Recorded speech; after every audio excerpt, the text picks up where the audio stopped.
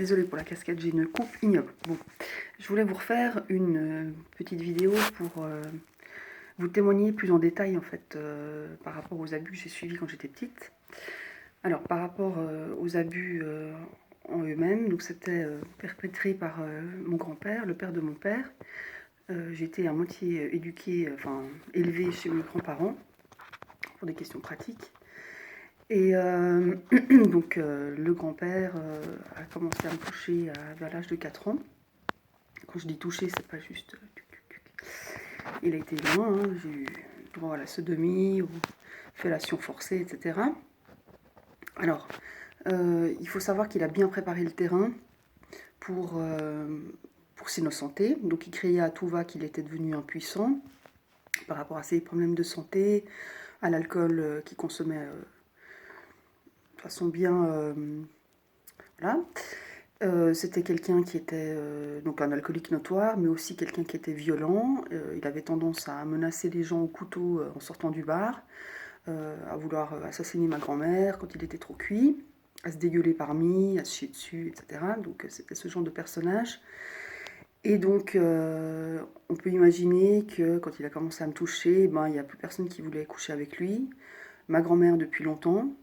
Et il faut savoir qu'un temps, il ramassait des clochards dans la rue pour faire des trucs à la maison. Des trucs sexuels, donc. Du pipi, du caca, donc le scato, machin. Et ben, à un certain stade, je pense que donc, plus personne n'en voulait. Et pour assouvir ses envies, ben, voilà, j'étais là, donc il m'a prise, moi. Ça a duré 4 ans, de 4 ans à 8 ans environ. Et... donc il a préparé le terrain, comme je vous disais. Ma grand-mère, elle était à moitié sourde, elle prenait des somnifères toutes les nuits pour pouvoir dormir. Elle dormait à l'autre bout de l'appartement, devant la télévision, avec toutes les portes fermées. Donc j'aurais hurlé, elle n'aurait jamais repéré le truc. À savoir que je ne pense pas avoir hurlé. J'ai beaucoup occulté ce qui s'est passé. Mes réactions, je ne peux pas trop vous en parler, parce que, enfin, des réactions sur le moment, hein, sur les abus. Alors non, je n'ai pas tabassé mon grand-père, je ne l'ai pas mordu, griffé tout ce que je pouvais. Pourquoi? Mettez-vous à la place d'un enfant de 4 ans, qui est sensible, qui est intelligent, qui est gentil. Il se réveille en pleine nuit. C'est son grand-père qui vient chercher l'enfant en pleine nuit dans son lit. Il était en train de dormir. Il se retrouve dans le lit du grand-père. Le grand-père qui ne sont pas très bons, hein, on est d'accord. Déjà en tant qu'adulte, on ne trouve pas qu'un... Souvent les personnes âgées ne sentent pas très bon. En tant qu'adulte, on le conçoit. Imaginez pour un petit enfant. L'odeur est vraiment pas quelque chose d'agréable. Donc il vous fout dans son pieu qui sent bon le vieux. Et là, il commence à vous faire des trucs. Vous êtes tétanisé. Vous ne comprenez pas ce qui se passe. Le côté sexuel à 4 ans, c'est de l'inconnu, c'est bizarre. Surtout quand c'est fait dans la famille, donc de l'inceste. On a un réflexe anti-inceste naturel, hein. Vous pouvez l'observer normalement chez les animaux. Ils vont préférer s'accoupler avec des animaux qui ne sont pas de leur descendance ou de leur parenté. Donc chez les humains, c'est pareil.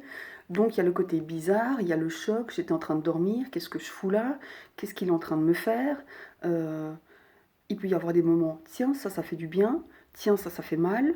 Un enfant, comme moi, ça a été mon cas, qui n'a pas reçu de câlin de la part de ses parents, j'ai reçu plus de coups que de câlins et de bisous. J'étais plus habituée aux gifles que viens, on se fait un câlin. L'humiliation aussi. Donc, je vivais pas déjà dans un terrain très propice à un développement idéal pour un enfant, mais en plus de ça, donc j'ai subi ces abus. Et en fait, ces abus, ils rajoutent encore au problème dans la confusion pour un enfant. Un enfant qui n'est pas assez touché dans le sens câliné. On le prend dans ses bras, on lui fait plein de bisous, etc. Quand un enfant manque de ça et que d'un coup, le rapport, on va dire, charnel, le toucher se fait enfin, mais d'une façon inappropriée, sexuelle, avec un membre de sa famille qui est plus âgé, qui fait mal, qui dégoûte et qui menace, parce qu'on m'a menacé évidemment pour pas que je l'ouvre. Je crois que je vous avais dit, hein, il m'avait dit si tu l'ouvres, je dirais que c'est toi qui m'as forcé à le faire. J'ai bien compris que c'était une menace. À 4 ans, on comprend quand même ça. Et donc, voilà, donc ça fait une grande confusion dans l'esprit d'un enfant. On m'a fait mal, mais il y avait des moments agréables. On m'a touché, c'était cool parce que je manque de toucher, mais c'était pas le toucher que je voulais. C'est vraiment perturbant pour un enfant. Voilà. Alors ça, c'est ce qui était par rapport aux abus même. Il a, il a évidemment complètement caché le truc. Il est décédé quand j'avais 13 ans. Euh, et juste pour la petite histoire, comme j'ai occulté ça jusqu'à l'âge de 20-25 ans, c'est revenu peu à peu avec des séances d'hypnose. C'est revenu à la maison, pas pendant les séances d'hypnose, mais bon. Et donc j'ai pu mettre enfin des mots sur... enfin des réponses aux questions que je me posais, parce que je ne comprenais pas pourquoi j'étais insomniaque, dépressive, bipolaire, etc. On me disait, oui, mais t'es né comme ça, t'es né taré, c'est tout. Mm. Et donc voilà, comme on prépare le terrain, en plus, bon, ben, j'avais des parents qui étaient assez dans l'esprit 68 arts par rapport à la sexualité. On couche à tout va. La sexualité, c'est bien, c'est pas du tout un problème. La sexualité des enfants, c'est pas non plus un problème. Il faut savoir que dans les années 80, il y avait une mouvance pro-pédophile qui voulait légaliser la pédophilie, même qui limitait, qui militait pour ça, disant que c'était bien d'habituer les enfants au sexe, comme ça pour plus tard c'était gagné d'avance, dans le sens où il y aurait moins de problèmes. Complètement à l'envers, quoi. Les gars, le sexe pour les enfants, c'est non. J'ai déjà dit que c'était non. Alors oui, bien sûr, ah mais il a trouvé ça agréable, il n'a pas hurlé. Mais non, l'enfant il va se dire quoi? C'est un adulte qui me touche la quéquette, qui met ma quéquette dans sa bouche. Non, que ça soit le tonton, un ami, non, il n'y a pas de... Non, c'est juste non. Voilà, alors ça c'était pour ce qui est abus, et maintenant pour ce qui est après, donc qu'est-ce qu'on peut vivre comme souffrance 30 ans, 40 ans après, voire plus. Alors pour mon cas, comme on me prenait la nuit dans mon lit pendant que je dormais, eh ben, très très tôt, à l'âge de 4 ans, je suis devenue insomniaque. C'est difficile pour les gens, mais tu peux pas être insomniaque à l'âge de 4 ans. Je veux dire, les enfants, ils ferment les yeux, ils dorment. Alors je vais vous dire, hein, mon enfant, il ferme les yeux, il dort pas, il n'a pas subi ces choses-là, mais non, l'enfant, il ferme pas les yeux, il dort, pouf, direct.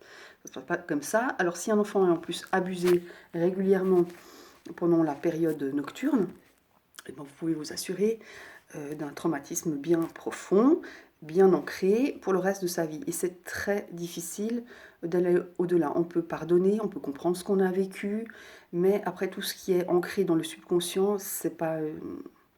Je suis allée voir plein de personnes, des gens qui se disent ouverts au niveau spiritualité. Il y en a très peu, qui vont vous dire oui, je comprends, Caro.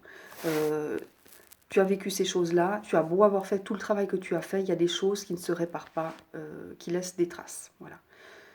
Comme je l'ai déjà dit, on se fait couper un bras, on ne va pas vous demander de vous faire repousser le bras. À quelqu'un d'abusé, on va vous demander de vous refaire complètement, comme si de rien ne s'était rien passé. Allô? C'est pas comme ça que ça se passe. Ah, mais t'as qu'à faire un trait sur ton passé, tu n'y penses plus, ça n'existe plus. Si vous pensez comme ça.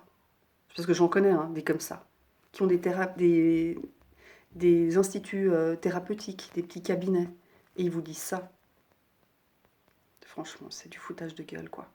Alors, je dis pas, et je suis pas comme ça à dire « je suis une victime, il faut me respecter aussi ». Non, ça fait longtemps que je suis passée par le stade de victimisation. Là, c'est juste que je voudrais sensibiliser les gens que toucher les enfants, je parle de pédophilie, c'est pas un acte anodin du tout. Voilà, ça laisse des traces. Chez moi, ça a provoqué les insomnies, une dépression, une bipolarité. Et puis, alors au final, effectivement, ça m'a aidé à développer ma personnalité, etc. Mais c'est vraiment quelque chose d'handicapant. Voilà. Et je connais plein de gens qui sont loin d'avoir réussi à faire le travail que j'ai fait. C'est pas du tout pour les blâmer, hein, mais que c'est vraiment pas évident de se reconstruire après ça. Voilà.